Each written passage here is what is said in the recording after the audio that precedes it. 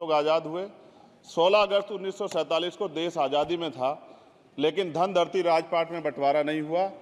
जो साधन संसाधन थे उनमें बंटवारा सही रूप से न होने के कारण एक बहुत बड़ी आबादी सुविधाओं से वंचित और सम्मान से वंचित रह गई। उनको सम्मान देने के लिए और अंतिम व्यक्ति तक सुविधाएं पहुंचे, इसके लिए लोकतंत्र की व्यवस्था हुई। लेकिन आज़ादी के 70 साल बाद भी हम कहाँ खड़े हैं, इस पर ये चिंता का विषय है।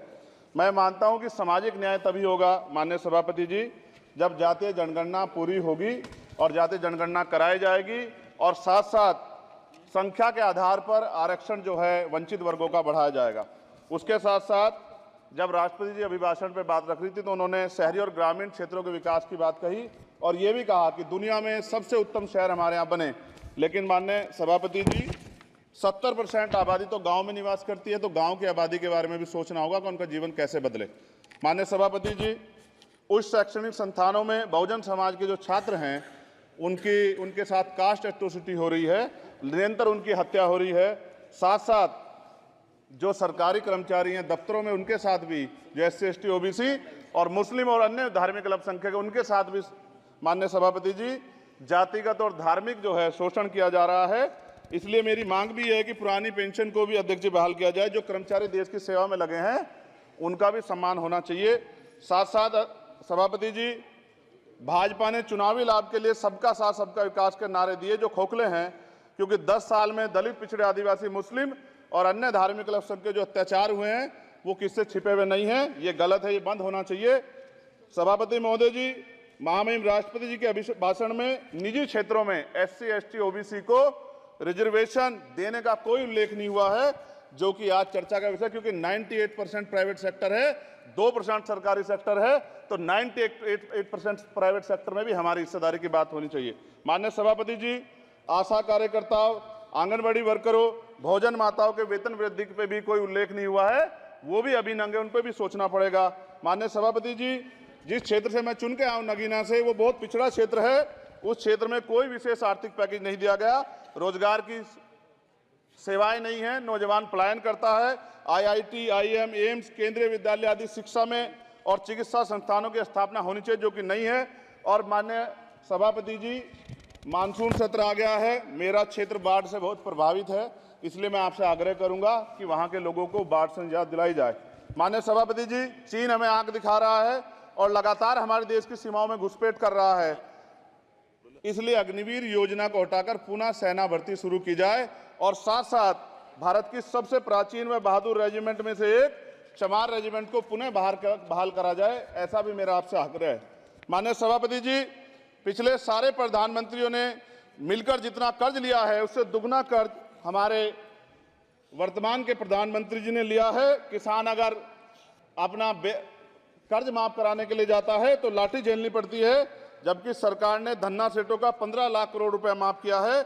इस ओर हमें ध्यान देना पड़ेगा, हमारी आने वाली पीढ़ियों को ये कर्ज चुकाना पड़ेगा। माननीय सभापति महोदय जी, किसानों को MSP की लीगल गारंटी तथा किसानों का कर्ज माफ होना चाहिए। साथ साथ 2 अप्रैल 2018 को SC ST के बच्चों पे बहुत बड़े पैमाने पे मुकदमे लगे थे, वो हमारी लड़ाई सही थी, ये सुप्रीम कोर्ट ने माना और बाद में सरकार ने माना, वो मुकदमे तुरंत वापस होने चाहिए। माननीय सभापति जी, प्रेस जो है उस पर भी शिकंजा कसा जा रहा है, जो पत्रकार सरकार के खिलाफ बोलता है नौकरी से हाथ धोना पड़ता है, और सोशल मीडिया हमारा हथियार है, उस पर तरह तरह के प्रतिबंध लगाए जा रहे हैं और विरोध करने वालों को सोशल मीडिया हैंडल भी सस्पेंड करा दिए जा रहे हैं। साथ साथ सभापति जी, पेपर लीक और परीक्षाओं के कैंसिल होने से देश के नौजवानों का भविष्य खतरे में है।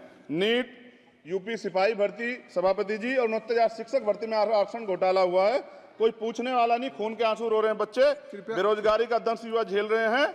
इसलिए मेरा आग्रह है कि युवाओं के लिए कृपया समाप्त करें। चंद्रशेखर, माननीय सभापति जी, मैं पहली बार बोल रहा हूं, आप कहेंगे मैं बैठ जाऊंगा, मैं आपकी बात, मैं संवैधानिक मर्यादा का पालन करूंगा, मगर हम तो माननीय सभापति जी सुन ही रहे हैं। आप बोलिए, 1 मिनट। धन्यवाद। 1 मिनट और बोलिए। अध्यक्ष सभापति जी, नारी सम्मान की बात करने वाली सरकार, हमने मणिपुर देखा सर, हमने पहलवान बेटियों का हर्ष देखा सर, और हमने सर हाथरस की बेटी का हर्ष देखा सर, और हाथरस के परिवार को जो वादा किया था सरकार ने वो भी पूरा नहीं किया।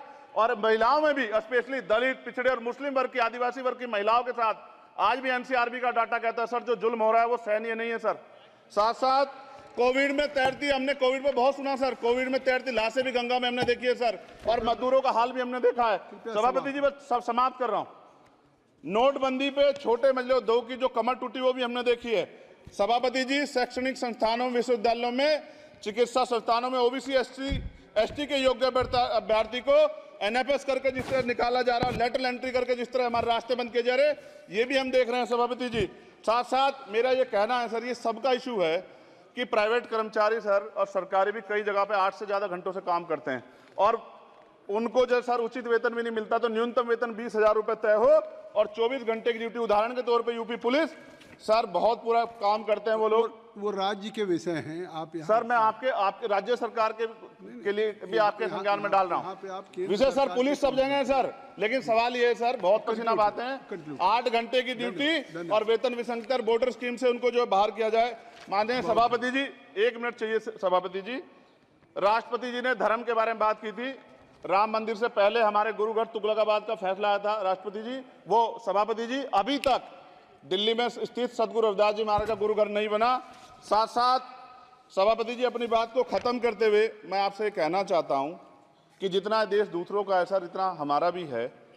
हम मरने के लिए पैदा नहीं हुए, जो चाहता है हमारी हत्या कर देता है। मूछें रखने पे, घोड़ी पे बैठने पे, मटकी छूने पे हमारी हत्या हो रही है। क्या बदला है सर 70 साल बाद भी? दलित पिछड़े मुसलमानों पे हिंसा नहीं रुक रही है सर। मेरा आपसे संरक्षण के साथ ये आग्रह है कि इन घटनाओं को रोका जाए और देश किसी की बपोती नहीं है। देश संविधान से चलता है सर और संविधान से चलेगा। संविधान छेड़खानी बर्दाश्त नहीं की जाएगी सर। धन्यवाद।